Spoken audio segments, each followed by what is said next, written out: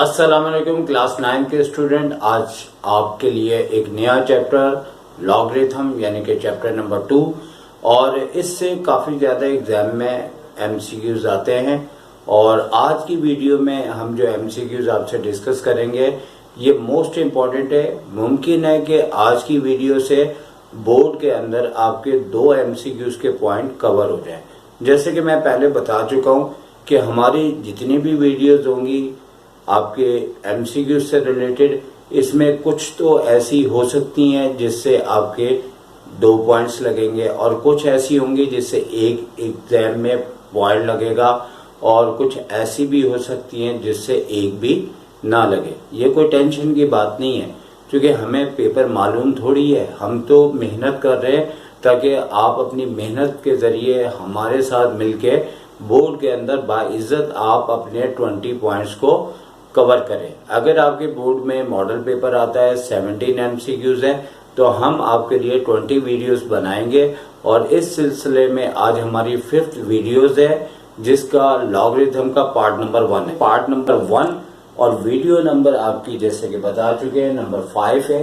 4th video हमने इससे पहले आपके चैप्टर नंबर 1 पे बनाई थी और बहुत से पॉइंट उसके अंदर आपके पेपर में आने के चांसेस है। और आज हम लॉगरिथम से अपनी पहला पार्ट और वीडियो नंबर 5 आपकी खिदमत में हाजिर है। सबसे पहला पॉइंट है जो कि इंतहाई आसान है और अगर आप ना कर सकें तो बहुत ही ज्यादा अफसोस की बात होगी। इसमें सिर्फ और सिर्फ लॉग के अंदर 2 पार्ट्स होते हैं, कैरेक्टरिस्टिक एंड मैंटिसा। लेकिन जब भी एमसीक्यूज आती है तो उसमें आपसे सिर्फ और सिर्फ कैरेक्टरिस्टिक पूछा जाता है। जैसे कि यहाँ पूछा गया डैश कैरेक्टरिस्टिक ऑफ लॉग 875.4। अब यहाँ पे कोई भी वैल्यूज हो सकती है, लेकिन इस सिलसिले में हमने 2 ऐसी एमसीक्यूज के पॉइंट लिए हैं जिसमें हम पूरी बात आपके सामने कवर कर सकें। सबसे पहले ये कि पॉइंट से पहले अगर 0 नहीं है या दूसरे अल्फाज में अगर वैल्यू हमारी 1 या 1 से ग्रेटर हो तो कैरेक्टरिस्टिक हमेशा पॉजिटिव आता है।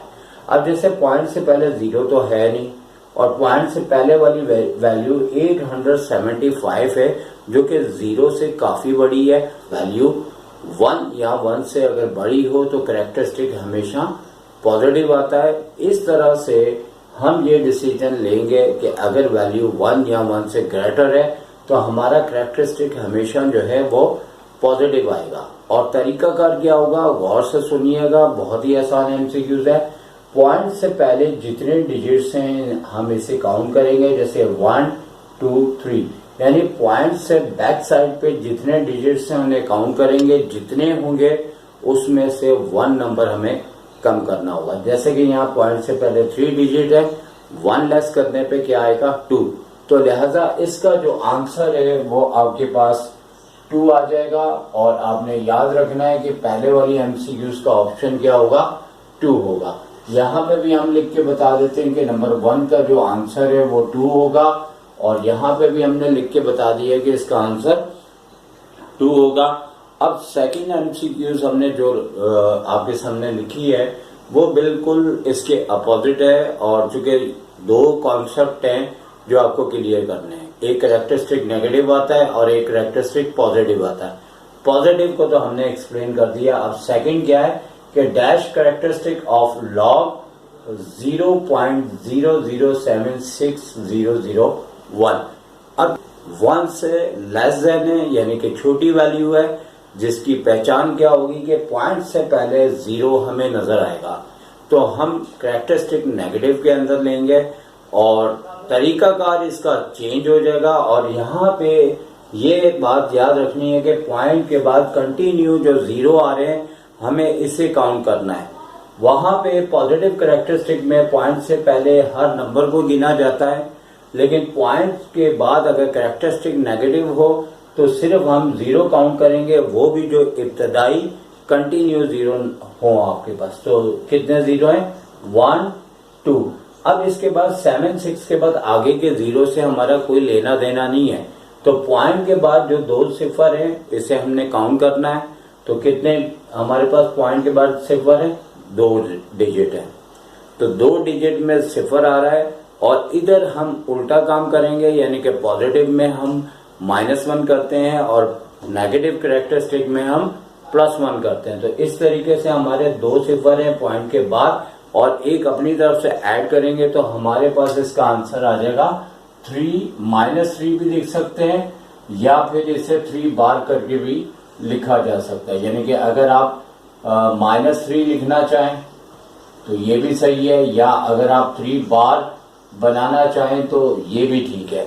अब जैसे आपको ऑप्शन दिया होगा वो उसी के मुताबिक आप कर लेंगे, इंशाल्लाह आपका आंसर ठीक हो जाएगा। अब नंबर 3 और 4 ये पॉइंट भी बहुत ज्यादा इंपॉर्टेंट है और आजकल बहुत ज्यादा आ रहे हैं। अब ये है कि dash base of natural logarithm. अब नेचुरल लॉगरिथम का जो बेस होता है वो एक्सपोनेंशियल होता है और इसको किस तरह से लिखा जाता है, इस तरह से ई करके बना होता है और नंबर 3 का आंसर क्या हो जाएगा, एक्सपोनेंशियल। ये वो एमसीक्यूज है जिसे आपने याद रखना है और हो सकता है कि कभी इसको मुश्किल करें तो याद रखिए कि एक्सपोनेंशियल की वैल्यू जो है 2.71 होता है और अगर आपको वैल्यू दे दें तो वैल्यू भी याद होनी चाहिए। और ज्यादातर एक्सपोनेंशियल आपके ऑप्शन में दिया होता है, आप उसे टिक करते हैं, लेकिन कभी उनका ऐसा मूड हो कि आपके लिए मुश्किल एमसीक्यूज बना दें और इसकी वैल्यूज दे दें तो वैल्यूज आप याद रख लीजिएगा।